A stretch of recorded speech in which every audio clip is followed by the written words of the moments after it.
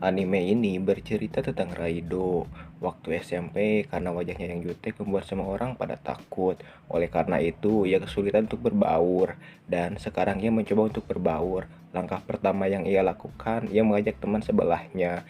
Namun semua tidak sesuai ekspektasi. Teman sebelahnya yang bernama Aharen tidak meresponnya bahkan tidak mengeluarkan sepatah kata pun. Raido pun merasa itu karena Aharen takut melihat wajahnya. Meskipun begitu, ia tidak mau menyerah. Walaupun akhirnya ia gagal, sampai pulang sekolah, Aharen tidak mengubris omongan Raido. 返事一つもらえればそれでいい。今日はもう帰ろう。 Raido sangatlah bingung kenapa Aharen menghindarinya, dan ia juga berpikir apakah karena Aharen membencinya. Saat jam istirahat, tiba-tiba Aharen menghampirinya. Raido pun mengajaknya bicara, namun Raido tidak mengerti apa yang diucapkan Aharen. Meskipun Aharen ngomong dari jarak yang dekat, bahkan sangat dekat, dan akhirnya Raido sadar sebenarnya selama ini Aharen menjawabnya. Akan tetapi karena suaranya yang pelan, maka Raido tidak mendengarnya. Pada saat itu, Aharen lupa membawa buku, dan akhirnya mereka pun berbagi buku. Dan sekarang mereka pun udah mulai dekat, bahkan Aharen mengajaknya makan siang bareng, dan juga mengajaknya pulang bareng. Sebelum pulang, mereka juga berfoto dan karaokean dulu. Namun, di balik semua itu, Rindau bingung kenapa Aharen jadi so dekat. Keesokan harinya, Aharen kembali cuek. Jelas, Aharen yang susah ditebak membuat Rendo bingung. Meskipun dicuekin, Rendo tetap membantu Aharen. Dan ternyata sikap cuek Aharen itu karena ia susah berbaur dengan orang lain. Bahkan ketika ia akrab dengan orang lain, mereka pada merasa takut padanya dan menjauhinya. Dan saat masuk SMA, ia selalu berhati-hati agar kejadian itu tak terulang kembali. Dan kemarin Raido mengambilkan penghapus yang jatuh, mengajaknya bicara, itu sangatlah membuatnya senang.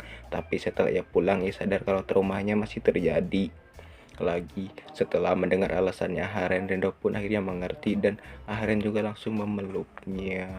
Raido yang tidak bisa mendengar suara Aharen dengan jelas, ia mencari solusi dengan mempelajari teknik menerjemahkan bibir.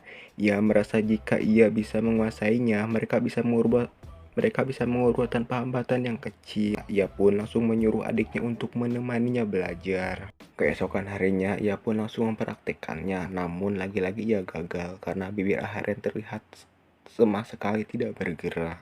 Sehingga ia tidak tahu apa yang Aharen katakan. Hingga akhirnya ia mendapatkan ide, yaitu dengan surat. Raido menyuruh Aharen jika ingin bilang sesuatu, tulis aja di kertas dan lemparkan kepadanya. Aharen adalah teman pertamanya Raido setelah masuk SMA, dan mereka juga duduk bersebelahan meskipun awalnya mereka susah menentukan jarak, dan terkadang Raido suka bingung, tapi sekarang Raido sudah mulai dekat dan memahami Aharen. Pada hari itu, Raido terkejut melihat Aharen berkeadaan bonyok. Raido pun berasumsi mungkin itu karena Aharen dikeroyok geng dari sekolah lain saat berangkat sekolah. Akan tetapi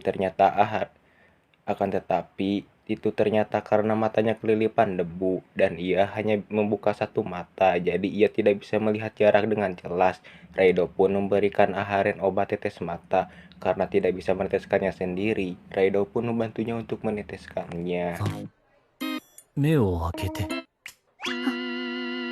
Sebagai tanda terima kasih, Aharen akan meneteskan obat mata pada Raido. Akan tetapi, Aharen tidak bisa meneteskannya dengan benar.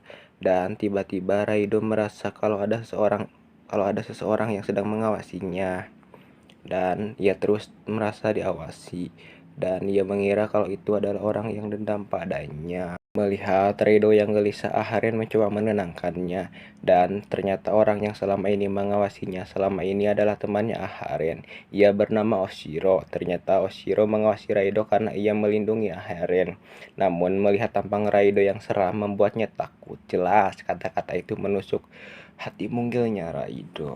Aharen menegaskan kalau Raido tidaklah seram dan ia bukan orang jahat. Meskipun begitu, Oshiro tetap akan mengawasinya. ごめんなさい。でも遠くから観察を続けてやります。 Aharen mencoba memberitahu kalau resletingnya Raido kebuka, namun karena suaranya Aharen kecil, ia tidak bisa mendengarnya dengan jelas. Bahkan saat Aharen memberitahu dengan bahasa isyarat, Raido tidak mengerti apa yang dimaksud. Saat pulang sekolah, Raido masih memikirkan sikap aneh Aharen dan akhirnya ia sadar kalau sikap Aharen itu karena ia ingin memberitahu kalau resletingnya kebuka dan ia tidak menyadarinya. ごめんに。 Keesokan harinya Raido tidak sekolah karena ia kena mental. Dan itu artinya Oshiro bisa mengawasi Aharen sepuasnya. Diketahui dulu Oshiro juga duduk di sebelahnya Aharen.